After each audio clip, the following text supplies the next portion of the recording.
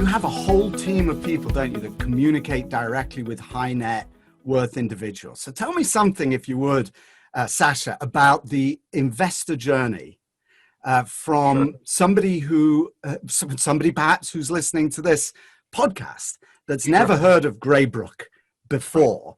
What's the pathway that they will go through in your system?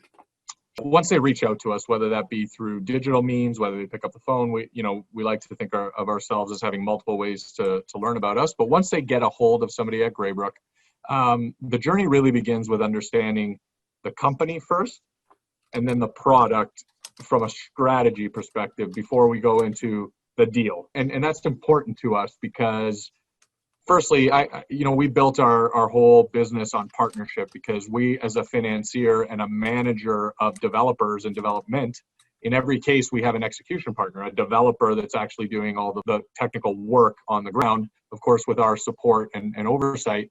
But it made us really understand how critical the decision of who your partner is to that equation. So for us, the first thing that we try to do with an individual who comes across our firm is to really get them intimately familiar with us as a company, our history, our track record, our investment strategy, and get people very comfortable with this platform before we start talking about deals. So I can tell you that we've had examples in the past where people learn about us through a deal, right? They see something circulating and they're like, hey, I saw that deal.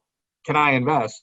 And usually we have to kind of rewind and say, the answer is maybe, not in an arrogant fashion, but it's all about suitability, whether this is a fit for what you're looking for. Because a lot of times it may look that way on the surface, but we have to get to know you first. We have to get to know what your objectives and risk tolerances are before we can match you up with the right opportunities. We like to rewind back to, why are you even seeking out an investment like this?